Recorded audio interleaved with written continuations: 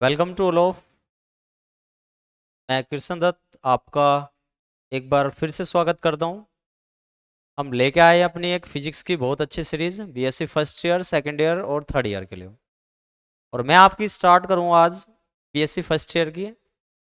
और BSc first year और BSc first year में हम अच्छे तरीके से सीक्वेंस वाइज चीज़ें लेकर चलते रहेंगे। और आई होप कि आप अच्छे से चीज़ों को सीखते रहेंगे। Unit first, unit second, unit third, unit four, ये आपकी बीएससी की पहली सेक्शन ए का भाग है। और सेक्शन बी का आपका एक भाग रहेगा यूनिट फिफ्थ, सिक्स, सेवेंथ और एट। तो सबसे पहले हम बीएससी फर्स्ट ईयर में जो जिन बच्चों ने मतलब पहली बार एडमिशन लिया है, जैसे पहले क्या चीज़ें होती थी। पहले ईयरली सिस्टम होता था, और ईयरली सिस्टम में जब से ये सेमेस्टर सिस्टम आया है, इनमें क्या अंतर आया है, इन चीज़ों को मैं आपको समझाऊंगा। और साथ साथ हम अपने सिलेबस को आगे बढ़ाते हुए चलेंगे। ठीक है, आपका ये मेरा आपसे पूरा प्रॉमिस है कि मैं आपके सिलेबस को कंप्लीट कराऊंगा, अच्छे से कराऊंगा। और समझते हुए आपको सारी चीज़ें एक्सप्लेन वे में, बेसिक टू एडवांस, हम इसमें चलते रहेंगे। ठीक है, तो मैं आपको पहले बीएससी फर्स्ट ईयर की कुछ सिलेबस के बारे में, कुछ यूनिट पार्टीशन के बारे में समझाता हुआ चलता हूँ। ठीक है, तो हमारा बीएससी फर्स्ट ईयर, हम क्लास जो आज स्टार्ट करेंगे बीएससी फर्स्ट ईयर,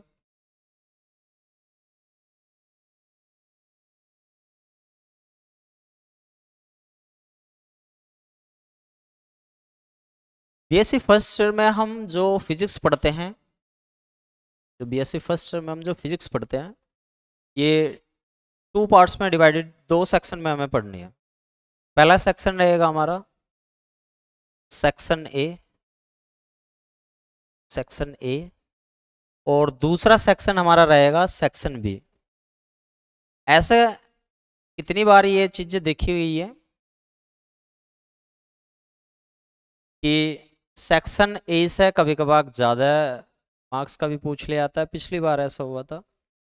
और सेक्शन बी से भी मतलब ऐसा बिल्कुल भी नहीं है कि सेक्शन ए से बहुत ज़्यादा आ जाए या सेक्शन ए से बहुत कम आ जाए। मतलब ये नहीं कह सकते कि किसी भी सेक्शन से इक्वल आए। लेकिन पहले ऐसा होता था, जब ईयरली सिस्टम होता था तो हर यूनिट से इक्वल इक्वल आता था लगभग। ठीक है, तो हमारे सेक्शन ए में हमें जो पढ़नी रहेगी, सेक्शन ए में हमें पढ़नी रहेगी अपनी न्यूटोनियन फिजिक्स, न्यूटोनियन फिजिक्स। और सेक्शन बी में हमें पढ़नी रहेगी मैथमेटिकल फिजिक्स, मैथमेटिकल फिजिक्स।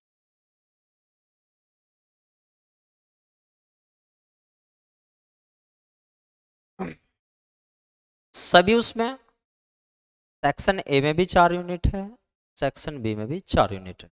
कुल मिलाकर हमारी टोटल यूनिट की जो संख्या हुई वो 8 हुई। यानी कि हमें 4 यूनिट, 4 यूनिट इसमें तैयार करनी है, 4 यूनिट इसमें तैयार करनी। इसमें आपको देखने को मिलेगी unit first, unit first, unit second, unit third और यूनिट फोर। और मैथमेटिकल फिजिक्स में भी ठीक इसी प्रकार से 4 यूनिट आपकी, यूनिट 5, यूनिट 6, यूनिट 7 और यूनिट 8। यहाँ से ये हमारा सेक्शनल एरिया हो गया कि किस प्रकार से हमें ये सारी चीज़ें देखनी है। एक बार फिर से देख लेते हैं। सेक्शन ए में हमारे न्यूटोनियन फिजिक्स पढ़नी रहेगी। इसमें 4 यूनिट रहेगी, unit first, unit second, unit third और यूनिट फोर। और सेक्शन बी में हमारी जो रहेगी किताब हम पढ़ेंगे वो मैथमेटिकल फिजिक्स रहेगी। इसमें भी 4 यूनिट रहेगी, यूनिट 5, यूनिट 6, यूनिट 7 और यूनिट 8। सॉरी,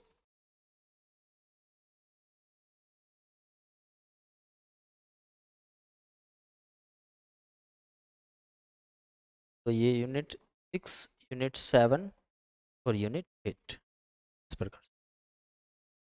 ठीक है भाई, तो हम सबसे पहले 1 बाय 1 एक एक यूनिट को शुरुआत से लेके चलेंगे और बेसिक कंसेप्ट से लेके एडवांस कंसेप्ट की तरफ हम बढ़ते जाएंगे। ठीक है, आई होप आपको बहुत अच्छे तरीके से चीजें समझ में आती रहेंगी, मेरा आपसे ये प्रॉमिस है, और आपके अच्छे से अच्छे मार्क्स आएंगे। अच्छा, मार्क्स के बारे में अगर मैं आपसे बात करूं तो लगभग भी आपका लॉन्ग क्वेश्चन जो होने वाला है लगभग आपका 15 मार्क्स का, लगभग भी हमारा अगर मार्क्स का शेड्यूल देखा जाए तो आपका लॉन्ग क्वेश्चन जो इसमें आता है, लॉन्ग क्वेश्चन जो इसमें आता है, इसमें जो लॉन्ग क्वेश्चन आता है, लॉन्ग क्वेश्चन हमारा आता है 15 नंबर का, 15 नंबर का बहुत बड़ा मार्जिन है इसका, एक लॉन्ग क्वेश्चन मतलब। अभी लगभग भी आपको 3 लॉन्ग क्वेश्चन तो आपको कंपलसरी रहेंगे। 5 आपके लॉन्ग क्वेश्चन आते हैं, 5 लॉन्ग क्वेश्चन में से 5 लॉन्ग क्वेश्चन में से आपको 3 लॉन्ग क्वेश्चन सिलेक्ट करने होते हैं। इट मीन्स आपका लगभग भी 3 × 15 और आपके 45 मार्क्स, 45 मार्क्स ये आपके लॉन्ग क्वेश्चन के होते हैं। It means long question.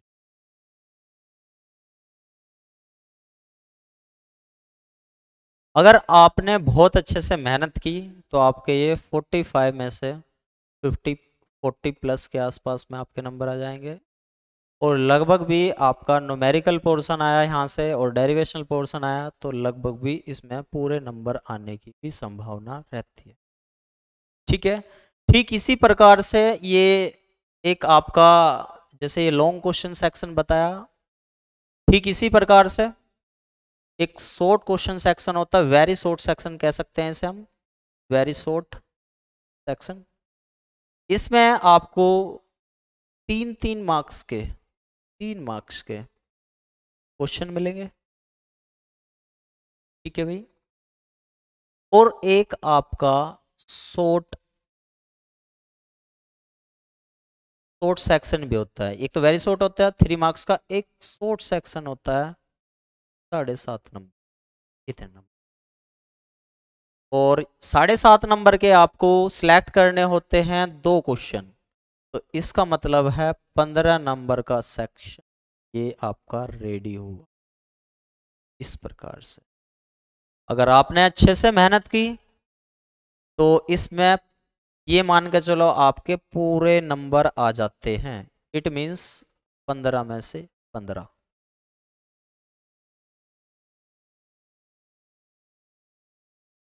It means आपके 15 में से 15 नंबर यहाँ पर आ जाते इस सेक्शन में।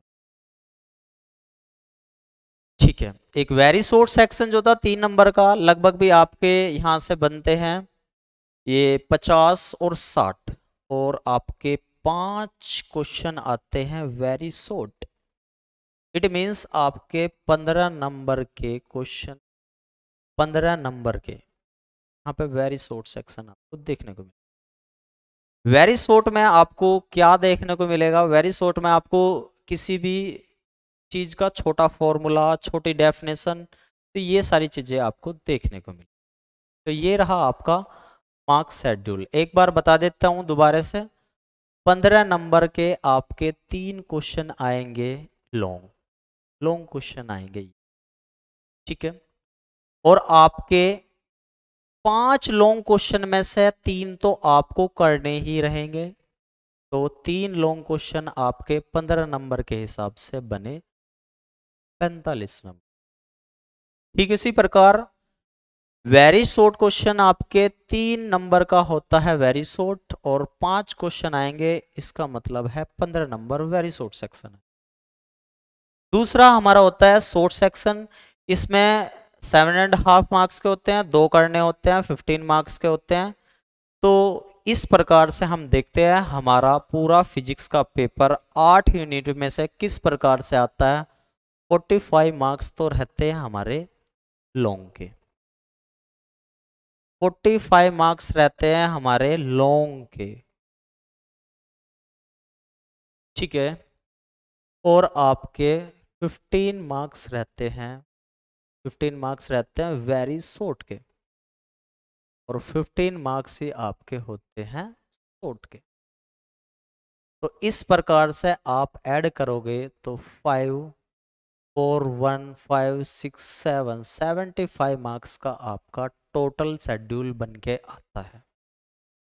तो इसके लिए इन 75 मार्क्स के लिए हमें मेहनत करनी है अच्छे से, और आप अगर अच्छे से इसमें मेहनत करोगे तो आपके ज़्यादा से ज़्यादा नंबर इसमें देखने को मिलेंगे, ठीक है। तो हम 1 बाय 1 एक एक यूनिट लेकर चलते हैं। इसमें हम सबसे पहला यूनिट फर्स्ट से स्टार्ट करेंगे, न्यूटोनियन फिजिक्स से, ठीक है। सभी जो बच्चे इसे नोट करना चाहते हो वे नोट कर सकते हैं। बस आगे चल, स्क्रीनशॉट भी आप ले सकते हो।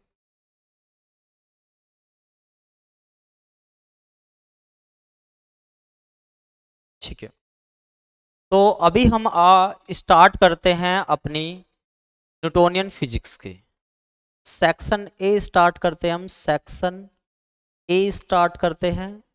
सेक्शन ए हमारा नाम है इस बुक का, वैसे 2 पार्ट दिए हुए हैं, तो सेक्शन ए को देखते हैं हम सबसे। तो सेक्शन ए में हमारा आ जाएगी Newtonian physics, Newtonian physics, Newtonian physics आ जाएगी। तो न्यूटोनियन फिजिक्स में हम यूनिट फर्स्ट से ही स्टार्ट करते हैं अपनी चीजें। यूनिट फर्स्ट स्टार्ट करते हैं। तो आज मैं थोड़ा सा आपको यूनिट फर्स्ट का इंट्रोडक्शन के साथ साथ में थोड़ा सा आपका बेसिक टू एडवांस लेकर चलने की कोशिश करूंगा। तो सबसे पहले हम लेते हैं यूनिट फर्स्ट के कुछ इंट्रोडक्शन, कि हमें इस न्यूटोनियन फिजिक्स में पढ़ना क्या है, और न्यूटोनियन फिजिक्स की ज़रूरत क्यों पड़ी, या फिर इसमें हमें चीज़ें आगे कैसे बढ़ानी है। ये सारी चीज़ें हमें देखनी है। सबसे पहले हम ये पता करते हैं इस न्यूटोनियन फिजिक्स इसका नाम क्यों पड़ा। इट मीन्स सबसे पहले हम देखेंगे न्यूटोनियन फिजिक्स का इंट्रोडक्शन। तो इंट्रोडक्शन ऑफ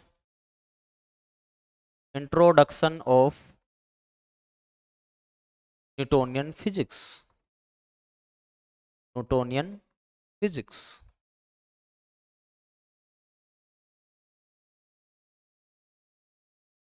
इसे देखते हैं हम। बेसिक पार्ट है ये हमारा, यहां से इतना क्वेश्चन तो नहीं आता, लेकिन हमें ये चीजें समझनी पड़ेगी कि न्यूटोनियन फिजिक्स किस किस प्रकार से काम करती है हमारी, ठीक है।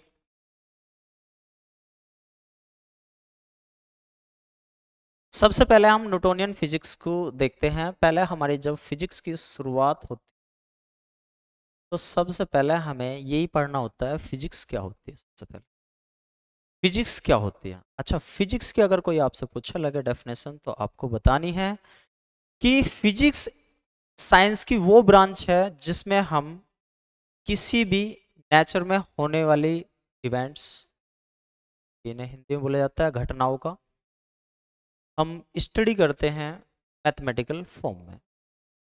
मैथमेटिकल फॉर्म के साथ इसमें हम एक्सटर्नली चीज़ें भी देखते हैं। जैसे एक्सटर्नली, जैसे ये लाइट क्यों जल रही है, ये मतलब आंधी में टीन ऐसे क्यों उड़ रही है। तो इस तरीके की, मतलब एक तरीके से नेचर में होने वाली जितने भी इवेंट होते हैं उनका हमें मैथमेटिकल फॉर्म से कैसे कैसे संबंध देखना होता है। इसी चीज़ को हम बोलते हैं फिजिक्स। तो फिजिक्स जब स्टार्ट हुई थी तो सबसे पहले फिजिक्स का एक रूप आता था। इस वाले फिजिक्स के रूप को सबसे शुरुआत में बोला जाता था क्लासिकल फिजिक्स। Classical physics. अच्छा, कुछ बच्चे इसमें हिंदी मीडियम के भी होंगे और कुछ बच्चे इंग्लिश मीडियम के भी होंगे।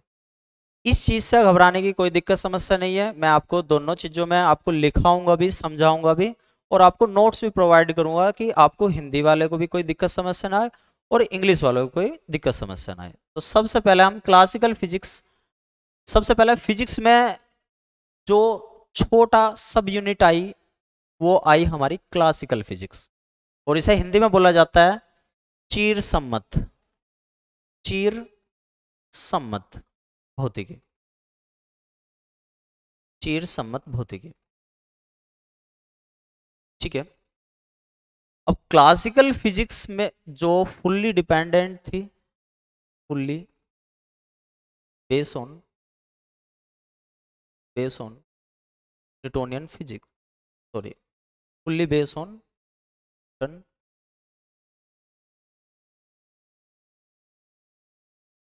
यानी कि जो सबसे शुरुआत में हमारी क्लासिकल फिजिक्स थी वो किसके लॉ पर डिपेंड थी, तो आपको बताना है न्यूटन के लॉ पर डिपेंड थी। अच्छा, आपने कभी ये बात गौर से देखी होगी या ऑब्जर्व करी होगी कि जो हमारी सबसे पहला फिजिक्स के जितने भी सारे रूल हम पढ़ते थे समझते थे हर जगह न्यूटन होता था। तो ये मान के चलो कि जो क्लासिकल हमारी फिजिक्स थी, जो क्लासिकल फिजिक्स थी वो उस उस पे किसके लॉ अप्लाई होते थे, सबसे ज्यादा किसके लॉ अप्लाई होते थे, न्यूटन के लॉ अप्लाई होते थे। अच्छा, दूसरी चीज आपको क्लासिकल फिजिक्स समझने से पहले दो चीजों पर फोकस करना पड़ेगा। पहला तो आपको एक पहली चीज देखनी पड़ेगी माइक्रो माइक्रो पार्टिकल। एक दूसरी चीज आपको देखनी पड़ेगी मैक्रो पार्टिकल, मैक्रो पार्टिकल। ठीक है। तो माइक्रो पार्टिकल और मैक्रो पार्टिकल ही हमारी फिजिक्स को थोड़ा अलग वे में लेकर चलती है। तो फर्स्ट वे में हम देख के चलते हैं, फर्स्ट वे में हम देख के चलते हैं कि माइक्रो फिजिक्स, माइक्रो पार्टिकल किस तरीके से काम करते या माइक्रो पार्टिकल होते क्या हैं। हिंदी में इसे बोलते हैं सूक्ष्म कण, सूक्ष्म कण, सूक्ष्म कण। जैसे कुछ बहुत छोटे छोटे पार्टिकल होते थे पहले, जैसे आज की डेट में उनका नाम रखा गया है इलेक्ट्रॉन, न्यूट्रॉन,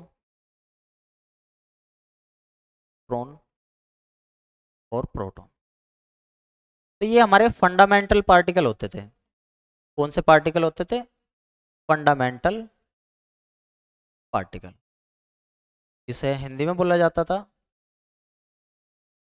मूलकण, मूलकण बोला जाता था। इनकी जब तक डिस्कवरी नहीं हुई थी, इनकी फंडामेंटल पार्टिकल की उस टाइम तक डिस्कवरी नहीं हुई थी जब हम न्यूटन के लॉ अप्लाई करते थे। इनकी डिस्कवरी नहीं हुई थी, उस डिस्कवरी नहीं हुई थी इनकी।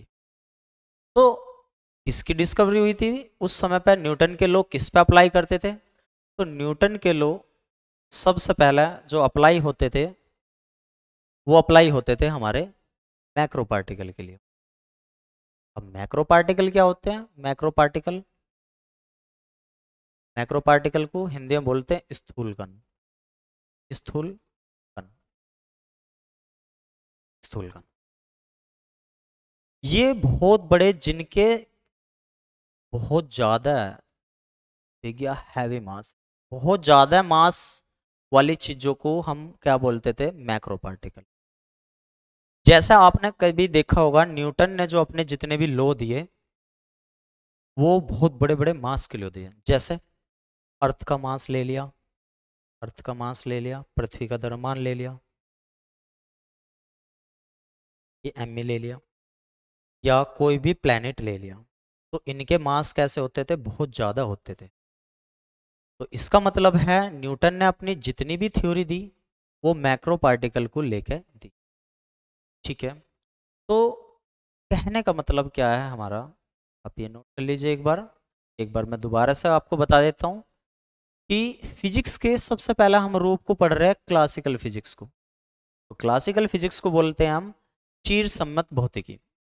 और चिर सम्मत भौतिकी जो है वो न्यूटन के लॉ पे आधारित थी। न्यूटन के लॉ पे आधारित थी। और न्यूटन के लॉ किस चीज को मानते थे? न्यूटन के लॉ सबसे ज्यादा एप्लीकेबल होते थे मैक्रो पार्टिकल के लिए। अब मैक्रो पार्टिकल क्या होता है? मैक्रो पार्टिकल भैया जिनकी बहुत ज्यादा मास हो, जिसमें बहुत ज्यादा द्रव्यमान हो, जैसे अर्थ का द्रव्यमान, पृथ्वी का द्रव्यमान यानी कि अर्थ का मास, मून का मास, चंद्रमा का द्रव्यमान, इस प्रकार से। तो न्यूटन के जो लॉ थे वो किस पे एप्लीकेबल नहीं होते थे? तो आप मोटे तौर पे बता सकते हो कि न्यूटन के जो लॉ एप्लीकेबल नहीं होते थे वो माइक्रो पार्टिकल के लिए एप्लीकेबल नहीं होते थे, क्योंकि उस समय पर माइक्रो पार्टिकल की डिस्कवरी नहीं हुई थी। तो इसका मतलब है न्यूटन के लॉ माइक्रो पार्टिकल के लिए तो बिल्कुल भी नहीं बने हैं। ठीक है, तो आई होप आपको ये बात समझ में आई होगी कि सबसे पहले जो फिजिक्स होती थी हमारी वो क्लासिकल फिजिक्स होती, और क्लासिकल फिजिक्स किसके लॉ पे आधारित थी? न्यूटन के लॉ पे। ठीक है, ये नोट कर लीजिए जो आपको नोट करना है। ठीक है, तो अब हम देखते हैं तो हमारी फिजिक्स जो बढ़कर चली है, न्यूटन जो फिजिक्स थी सबसे शुरुआत में हमारे पास आई क्लासिकल फिजिक्स। क्लासिकल फिजिक्स, और इसे हिंदी में बोलते थे चिर सम्मत। चिर सम्मत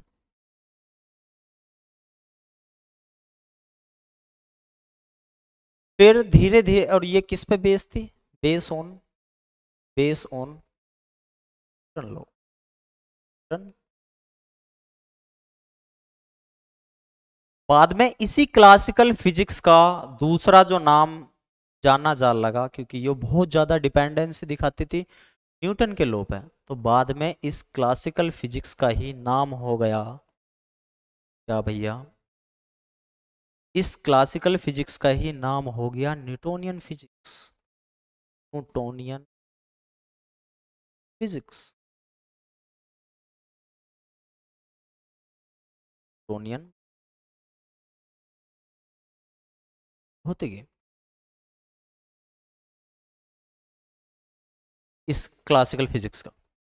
तो अब हमें यही पढ़नी है क्लासिकल फिजिक्स।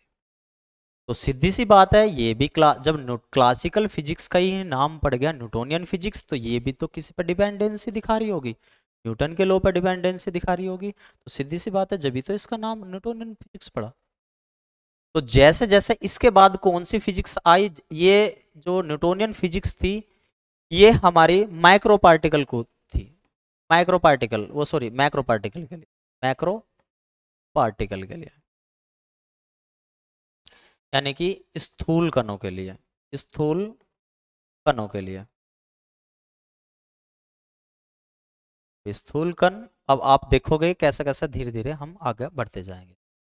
अब ये न्यूटोनियन फिजिक्स का ही आगे एडवांस फॉर्म होगी। न्यूटोनियन फिजिक्स ही जब हमारे माइक्रो पार्टिकल की खोज होगी, छोटे छोटे पार्टिकलों की खोज होगी, छोटे छोटे पार्टिकलों की जब डिस्कवरी होगी, तो इस न्यूटोनियन फिजिक्स फिर अगली एक ब्रांच आई, एडवांस ब्रांच आई। ठीक है, उसका नाम पड़ा हमारा क्वांटम फिजिक्स। क्या नाम पड़ा उसका? Quantum physics. ठीक है, तो अभी हमारे सिलेबस में है ये वाली फिजिक्स, तो आपको इस वाली फिजिक्स से होकर गुजरना पड़ेगा, यानी कि इसमें बहुत बड़े बड़े बड़े बड़े बड़े पार्टिकलों की बारे में पढ़ेंगे। और जब हमारे छोटे छोटे पार्टिकल रहे होंगे, छोटे छोटे पार्टिकल रहे होंगे, इनकी डिस्कवरी हो गई थी, इन्हें किस फिजिक्स में पढ़ा जाना है? हमारा क्वांटम फिजिक्स में। तो ये सारी चीजें हमें धीरे धीरे आगे बढ़ानी।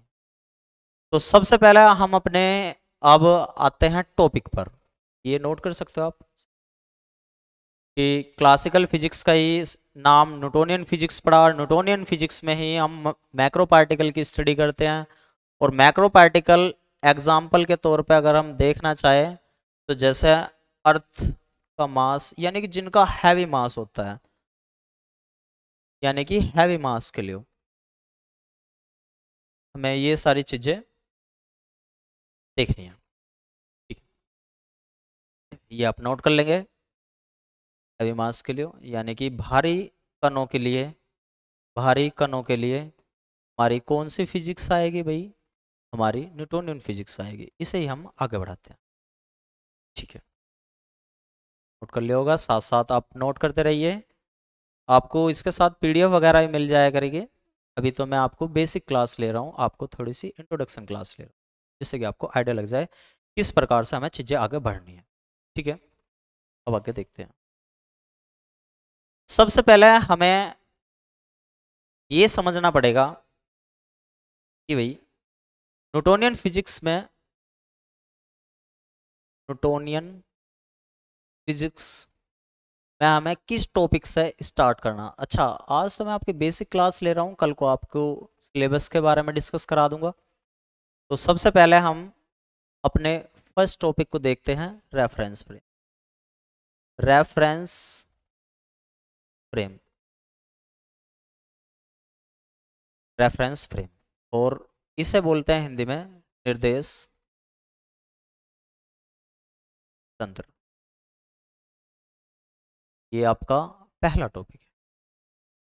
इसके बाद हमें आज दूसरी चीज जो डिस्कस करनी है, inertial inertial and non inertial frame, से हिंदी में बोलते हैं जड़त्व तथा अजड़त्व, अजड़त्व निर्देश तंत्र।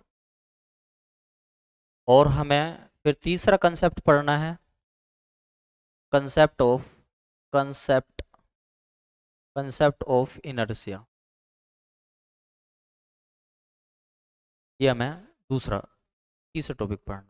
फिर हमें इनर्शिया के कंसेप्ट से, इनर्शिया के कंसेप्ट को, अच्छा इनर्शिया क्या होता है हिंदी में, सॉरी, जड़त्व, जड़त्व का सिद्धांत पढ़ना है। और आपको फिर इनर्शिया से ही हम कैसे न्यूटन के लॉ बने हुए हैं, न्यूटन कंसेप्ट को, तो वे सारी चीज़ें हमें पढ़नी है। न्यूटन लॉ तक हम कैसे इनर्शिया से न्यूटन लॉ तक जाएंगे। तो आज हम ये चार चीज़ें डिस्कस करेंगे। इनमें से एक चीज़ आपकी बेसिक कंसेप्ट के लिए भी काफ़ी ज़रूरी है और ये इंपॉर्टेंट सेक्शन भी। ठीक है, यहाँ से जरूर आपको शॉर्ट क्वेश्चन देखने को मिलेगा। आप एक बार नोट कर लीजिए।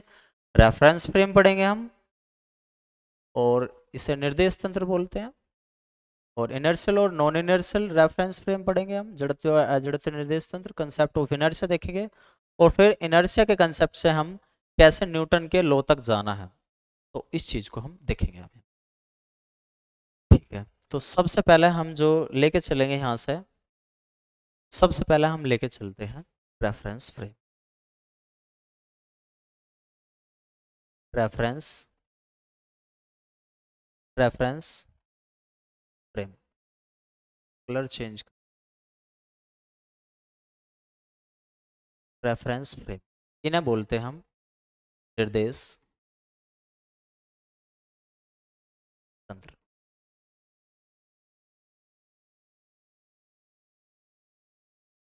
तो पहले ये कंसेप्ट हमें देखना है, रेफरेंस फ्रेम निर्देश तंत्र क्या होता है।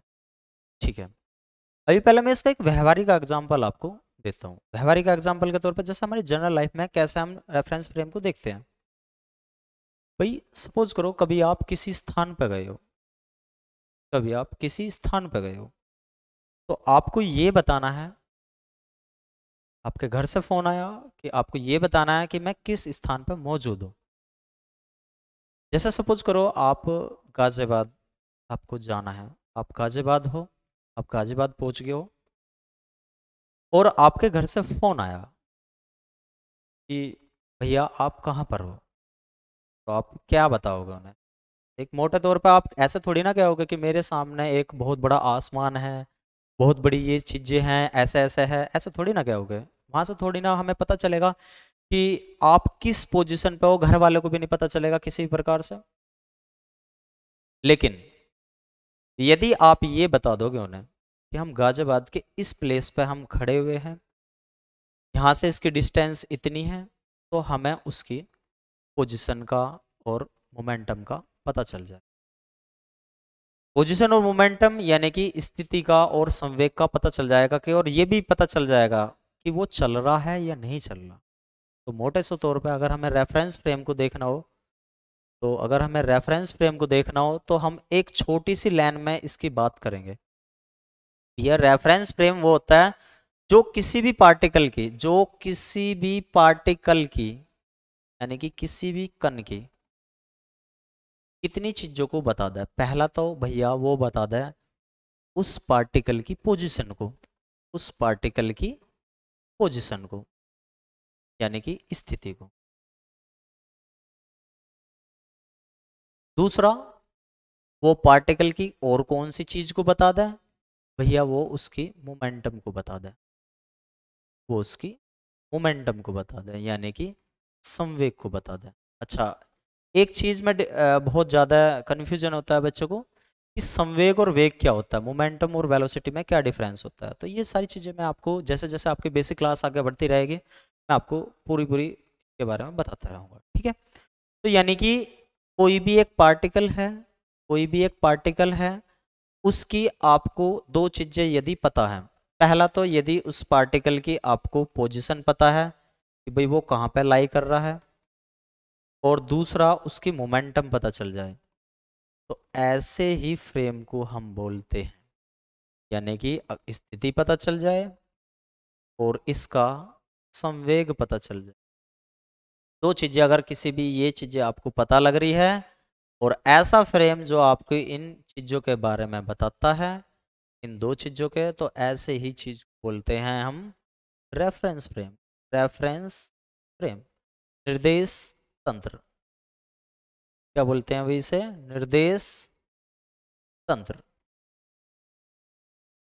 ठीक है। यहाँ से कोई इतना खास बड़ा क्वेश्चन नहीं आता, लेकिन बेसिक कंसेप्ट सीखने के लिए यहाँ से ये चीजें हमें सीखनी पड़ेगी। एक बार और बताता हूँ, रेफरेंस फ्रेम क्या होता है। यानी कि किसी भी पार्टिकल की, ऐसा फ्रेम जो किसी भी पार्टिकल की पोजीशन को और मोमेंटम को बता दे, मेजर करके बता दे, ठीक है। तो ऐसे फ्रेम को हम बोलते हैं रेफरेंस, ठीक है भाई।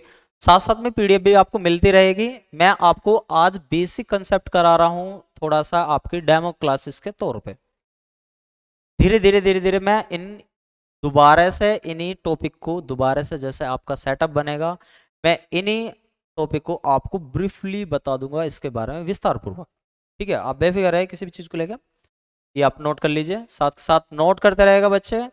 चाहे बेशक आपको पीडीएफ मिल जाए या आपको जो क्लास नोट्स सबसे ज़्यादा महत्वपूर्ण रोल प्ले करते हैं, ठीक है। चलो आगे बढ़ते हैं, ठीक है। तो हमारे अब बात चलती है type of type of types of reference frame, यानी कि निर्देश तंत्र के प्रकार, निर्देश तंत्र के प्रकार।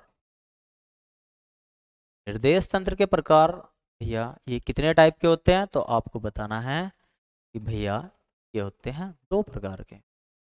सबसे पहली टाइप हो रहेगी हमारी inertial inertial reference reference frame. दूसरी इसकी टाइप रहेगी नॉन इनर्शियल नॉन इनर्शियल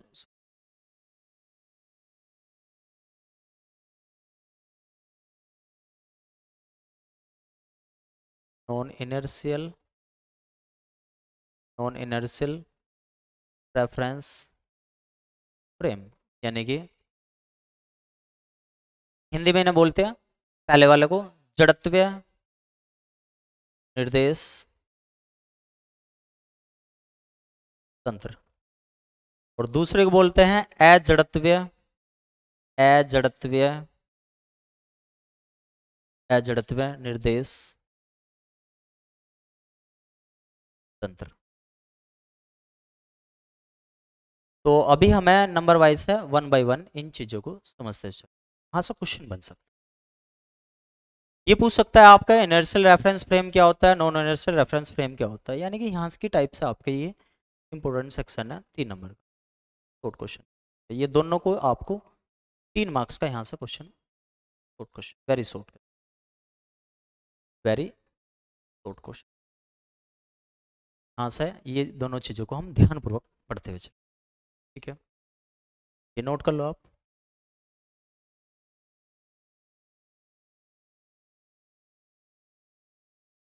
तो सबसे पहले हम देखते हैं inertial, inertial reference, reference frame, यानी कि इसे बोलते हैं जड़त्वीय निर्देश तंत्र।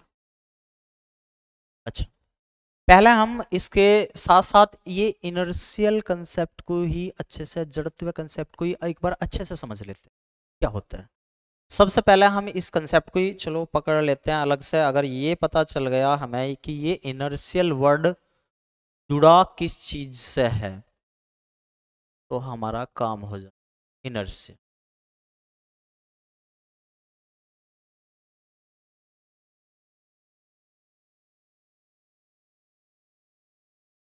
इनर्शियल वर्ड, अच्छा, इनर्शियल वर्ड जो डायरेक्टली जुड़ा हुआ है इनर्शियल, जैसे आपको पता चलेगा जड़त्व, तो ये वर्ड जुड़ा हुआ है भैया इनर, इससे जुड़ा हुआ है, ये वर्ड जुड़ा हुआ है इनर्शिया से।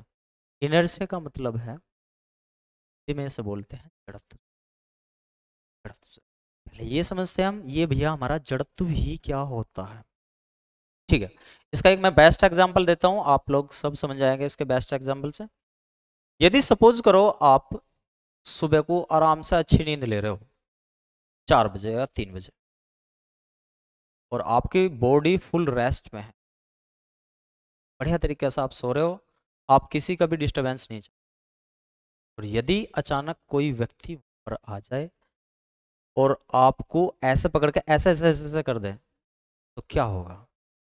पहले आपकी रेस्ट पोजीशन में थे, आप विराम अवस्था में थे, उसके बाद उसने क्या करा, आपको रेस्ट पोजीशन से इसमें मोशन में लाने का काम करा, गति में लाने का काम करा, तो आप क्या करोगे? उठने के बाद आप उसका अपोज करोगे कि भैया मैं चोखा अच्छा खासा रेस्ट पोजीशन में था, लेकिन आपने मुझे मोशन में क्यों ले आए? मैं चोखा विराम अवस्था में था, आप मुझे गति की अवस्था में क्यों ले आए? तो आपने क्या करा? उस व्यक्ति का अपोज करा। बस यही है इन, कहने का मतलब है मेरा, यदि कोई, यदि कोई बॉडी, यदि कोई बॉडी, यदि कोई बॉडी, यानी कि कोई भी कण या वस्तु, यदि कोई बॉडी या कोई भी कण, सबसे पहले यदि वो रेस्ट में है, रेस्ट में है यानी कि विराम अवस्था में है, या फिर मोशन की अवस्था यानी कि गति की अवस्था में है, गति की अवस्था, तो बाहर से किसी ने इस पे, इन दोनों पोजीशन, किसी पे भी, किसी पे भी बाहर से आकर फोर्स लगा, क्या लगा दिया? फोर्स लगा दिया, बल लगा दिया, ठीक है जी, बाह्य बल लगा बाहर से आके। तो क्या हुआ? ऐसे दो केस अराइज होते हैं हमारे, यदि रेस्ट से किस में जा रहे हैं? मोशन में, फोर्स लगाने के बाद। पहले केस में रेस्ट से हम किस में जा रहे हैं? मोशन में। भाई हम विराम अवस्था में थे, किस में आ गए हैं? फोर्स लगाने के बाद गति की अवस्था। तो हाँ, ये जो पार्टिकल है, ये जो बॉडी है, ये क्या करेगी? इस चीज का अपोज करेगी, अपोज करेगी, विरोध करेगी। क्या करेगी भैया? विरोध करेगी। तो किसी भी, कहने का मतलब ये हो सकता है, इनर्शिया को आप ऐसे कह सकते हैं कि यदि कोई पार्टिकल या कोई भी बॉडी अपनी पोजीशन में चेंज का अपोज कर रही है, तो ये प्रॉपर्टी उसकी इनर्शिया है। कहने का मतलब, कहने का मतलब है, एक छोटे से तौर पे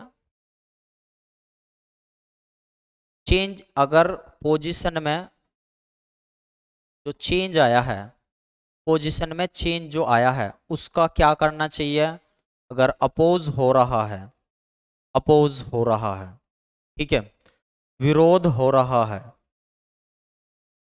विरोध हो रहा है पोजीशन में चेंज का, तो इसे ही क्या कहते हैं हम? इनर्शिया। क्या कहते हैं इसे हम? इनर्शिया, जड़त्व।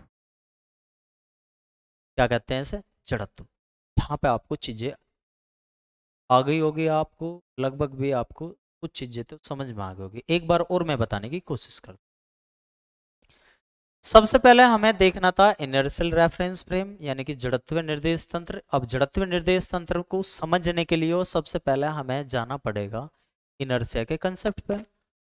और इनर्शिया का कंसेप्ट क्या कहता है? यदि कोई चीज हमारी रेस्ट में है या फिर मोशन में है और बाहर से कोई एक्सटर्नल फोर्स लगा दिया, एक्सटर्नल फोर्स अप्लाई कर दिया किसी भी बॉडी पे, तो क्या होगा? उसकी पोजीशन में क्या होगा भैया? चेंज हो जाएगा। और जो कोई पार्टिकल या कोई भी बॉडी पोजीशन में चेंज का क्या करती है? अपोज करती है, तो इसे क्या कहा जाता है? इनर्शिया कहा जाता है। ठीक है, चलो एक छोटे से एग्जाम्पल के तौर पे आपको मैं ये चीज बताता हूँ। ठीक है, सपोज करो ये हमारे, सपोज करो कोई भी एक वस्तु है, कोई भी एक, मान लो ए पार्टिकल है, ठीक है, हमने, ये रेस्ट में था, ये रेस्ट में था, ये विराम अवस्था में था, ठीक है। यदि हम इस पर कोई भी एक्सटर्नल फोर्स लगा दें, एक्सटर्नल फोर्स अप्लाई कर दें, यानी कि बाह्य बल लगा दें, तो ये रेस्ट से किस में आ जाएगा? ये आ जाएगा भैया मोशन में। इस पार्टिकल में क्या आ जाएगी? मोशन, गति आ जाएगी, ठीक है। और जैसी गति आ गई तो लेकिन ये पार्टिकल भी क्या करेगा? ये पार्टिकल भी, जो ये ए पार्टिकल है, ये इस फोर्स का अपोज करेगा। क्या करेगा भैया? अपोज करेगा। इस अपोज करने की ही प्रॉपर्टी को, इस अपोज करने की ही प्रॉपर्टी को क्या बोलते हैं? इस अपोज करने के ही गुण को क्या बोलते हैं? इनर्शिया। क्या बोलते हैं? इनर्शिया, जड़त्व। आई होप आपको ये सारी चीजें समझ में आ गई हो, ठीक है। अब इस इनर्शिया के कंसेप्ट को ही लेके, इनर्शिया के कंसेप्ट को ही लेके न्यूटन ने अपने कुछ नियम दिए, ठीक है। अब उस न्यूटन के लॉ को समझते हुए चलेंगे, साथ साथ तक नोट कर लीजिए आप सभी।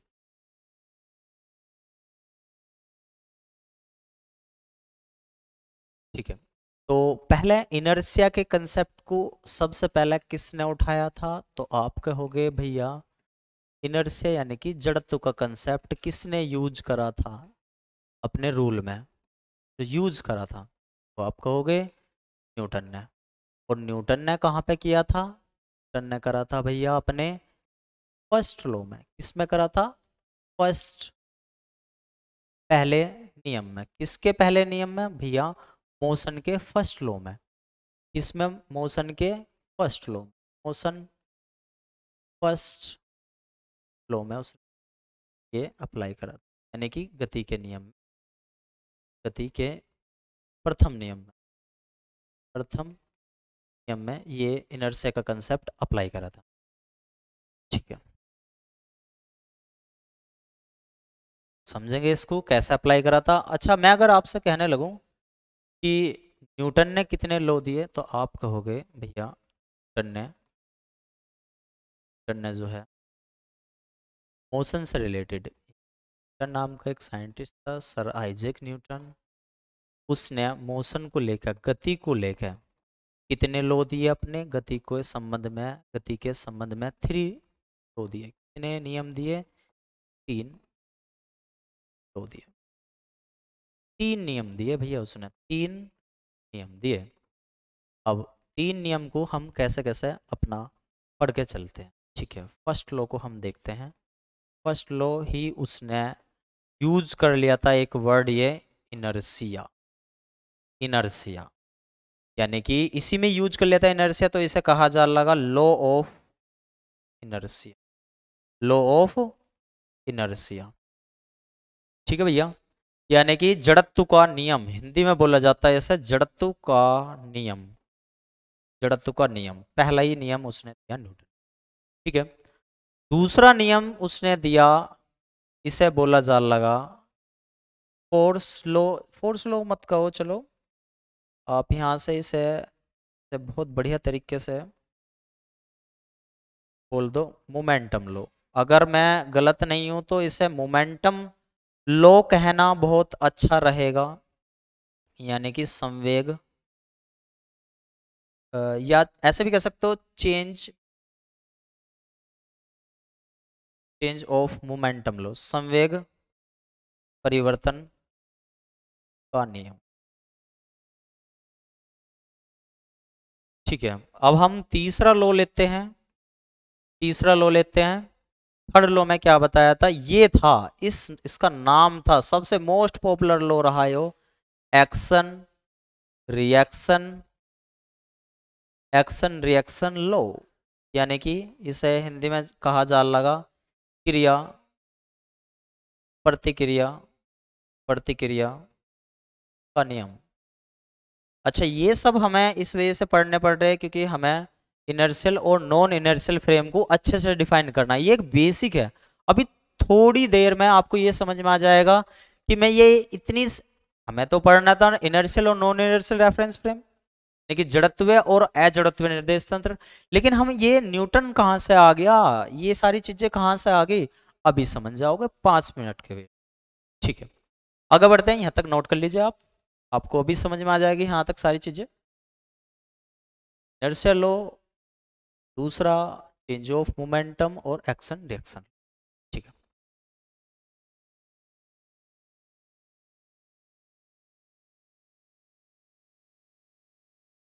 ठीक है, आगे बढ़ते हैं। तो सबसे पहले हम अपना एक, जो न्यूटन का फर्स्ट लॉ था, Newton first law, first law, लेकिन न्यूटन का प्रथम नियम, न्यूटन का प्रथम नियम।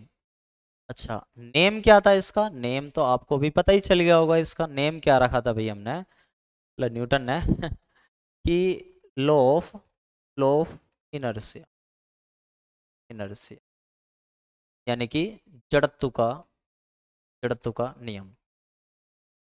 क्या बताया था भैया इसने इस लॉ में, इस लॉ में मोटे से तौर पे, यदि कोई चीज रेस्ट में रखी है तो रेस्ट में ही रखी रहेगी, यदि कोई चीज मोशन कर रही है तो मोशन ही करती रहेगी, जब तक कि उस पर कोई एक्सटर्नल फोर्स ना लगे। ये आपने सबने ऐसा इस प्रकार से पढ़ा होगा। यदि कोई चीज रेस्ट में है, यदि कोई चीज विराम अवस्था में है तो रेस्ट में ही बने रहना चाहेगी। ठीक है, यदि कोई विराम अवस्था में है तो वो किस में ही रहना चाहेगी, विराम अवस्था में ही बने रहना चाहेगी। यदि कोई चीज मोशन में है, गति की अवस्था में है, तो वो किस में ही रहना चाहेगी, मोशन की अवस्था में ही रहना चाहेगी, गति की अवस्था में ही रहना चाहेगी। ये कब तक ऐसा हो सकता है, जब तक, ये जब तक ऐसा हो सकता है जब तक कि इस पे कोई एक्सटर्नल फोर्स ना लग जाए भैया, एक्सटर्नल फोर्स यानी कि बाह्य बल, भार से लगाने वाला बल ना लग जाए, बाह्य बल ना लग जाए, ना लगे, मतलब कहने का मतलब है अगर आप बाहर से कोई भी फोर्स नहीं लगाओगे, भाई एक बात बताओ, एग्जाम्पल के तौर पे, एग्जाम्पल के तौर पे आप बता सकते हो, यदि कोई टेबल पर, एक ये टेबल है, अगर यहाँ पर एक बुक रखी हुई है, ये बुक रखी हुई है, तो ये बुक ऐसे कैसी रखी रहेगी, जब तक कि आप बाहर से इस पर मेहनत करके इसे उठा के एक स्थान से दूसरे स्थान पर ना ले जाओ, यानी कि आपको एक्सटर्नल फोर्स तो लगाना ही पड़ रहा है भैया। ठीक इसी प्रकार से यदि कोई फुटबॉल है, वो कंटिन्यू जब तक यूनिफॉर्मली मोशन करती रहेगी, यदि उस पर अर्थ की सरफेस से कोई फोर्स ना लगाए, तो फ्रिक्शनल फोर्स बोलते हैं, घर्षण बल बोलते हैं।